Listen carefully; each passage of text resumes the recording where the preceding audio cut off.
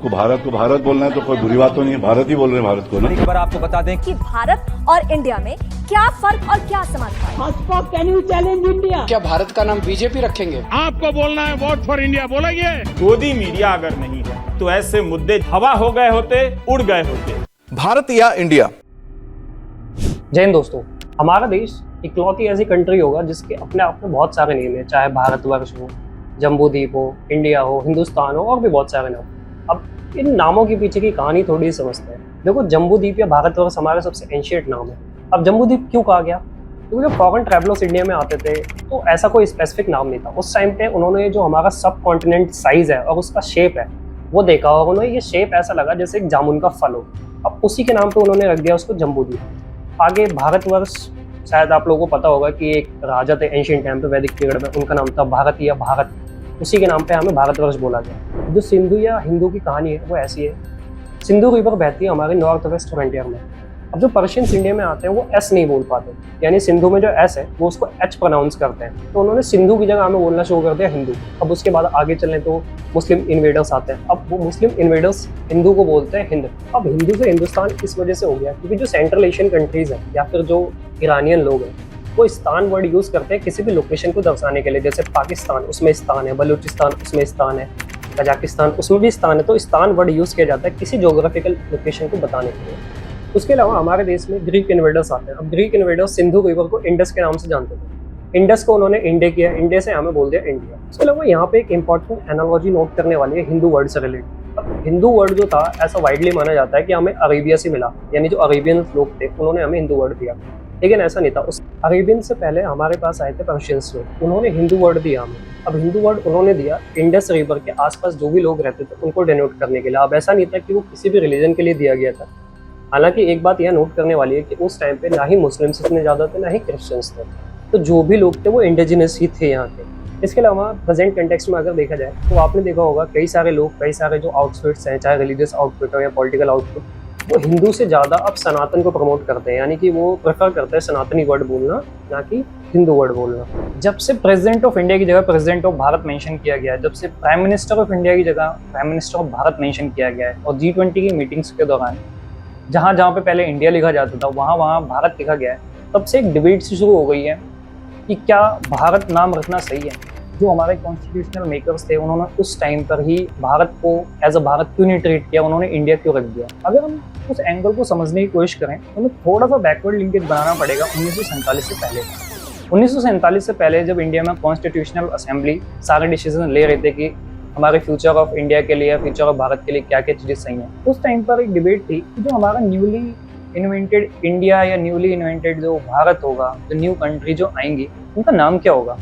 कुछ लोगों का ये मानना था कि हमें जो ब्रिटिश लेगेसी है, जो कॉलोनियलिज्म है, उसको पूरी तरीके से ख़त्म कर देना चाहिए। हमें कोई भी ऐसी चीज़ नहीं रखनी चाहिए जो कि उसको दर्शाए, चाहे वो नाम हो या कोई भी और चीज़ हो। तो उन्होंने कहा कि आप भारत रखिए, हिंदुस्तान रखिए, पर इंडिया मत रखिए। और वहीं कुछ लोगों का ये मानना था कि इंडिया एज अ नेम पूरी दुनिया में जाना जाता है, इस वजह से हमें इंडिया के साथ भी कंटिन्यू रखना चाहिए एंड धीरे धीरे हमें भारत को प्रमोट करना चाहिए।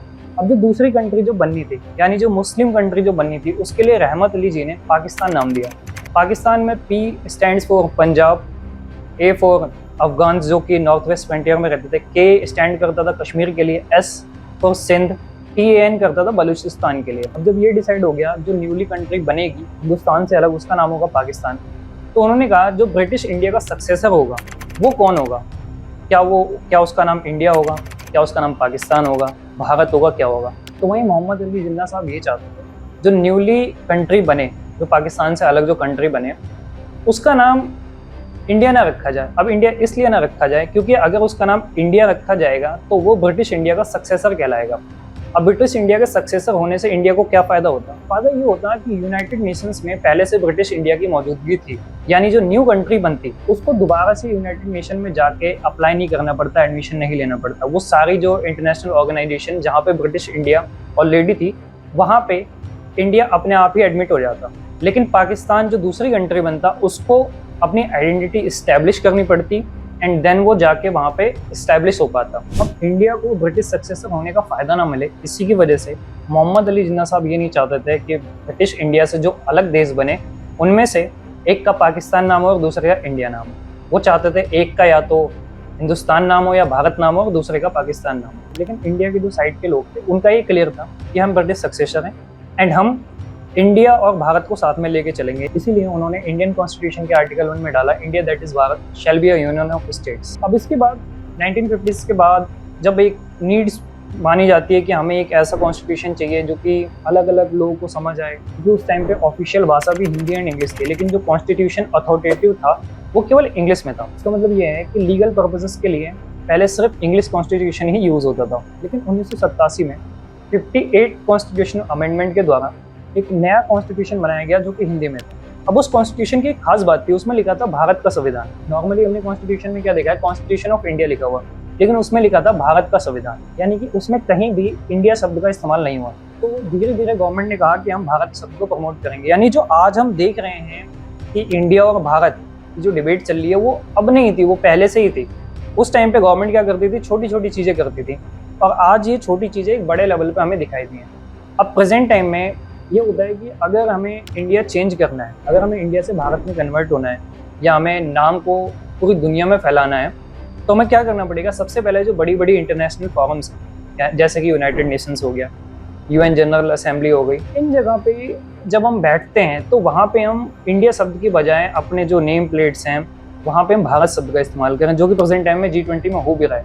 यानी जो अलग अलग ऑफिशियल लेटर्स जो जारी होते हैं उसमें हम कॉन्टिन्यूसली भारत शब्द का इस्तेमाल करने लगे, ताकि दुनिया हमें इंडिया की बजाय भारत के नाम से जाने। अब लीगल तौर की अगर हम बात करें तो लीगैलिटी में जो गवर्नमेंट ऑफ इंडिया उसको एक कॉन्स्टिट्यूशनल अमेंडमेंट पास करना पड़ेगा अंडर आर्टिकल 368, जिसके बाद ही हम एक तरीके से ऑफिशियल कर पाएंगे चीज़ों को कि India will be Bharat now, यानी Bharat will be Bharat now. अब यहाँ पे इश्यूज क्या हैं, देखो इश्यूज, दो इश्यूज हैं सबसे बड़े। पहला इशू है सुप्रीम कोर्ट का। रिसेंट में जब एक याचिका गई थी सुप्रीम कोर्ट में कि हिंदुस्तान नाम रख देना चाहिए इंडिया का या भारत नाम रख देना चाहिए, उस टाइम पे सुप्रीम कोर्ट ने इस चीज़ को खारिज कर दिया था। उन्होंने कहा था कि इसकी कोई जरूरत नहीं है, जो चल रहा है वो सही चल रहा है। अब जो दूसरा इशू है वो है भाषा का इशू। अब जो भारत वर्ड है वो या तो आप उसे संस्कृत वर्ड भी कंसिडर कर सकते हो एंड हिंदी वर्ड भी कंसिडर कर सकते हो, लेकिन फिर एक डिबेट शुरू हो जाती है नॉर्थ वर्सेस साउथ। जैसे साउदर्न स्टेट्स में मेनली द्रविडियन लैंग्वेज फॉलो की जाती है, जिसमें तमिल, तेलुगु, ये सारे लैंग्वेजेस है, कन्नड़ है। और वहाँ पे एक ऐसे जो क्रिटिकल्स लोग हैं उनका ये मानना है कि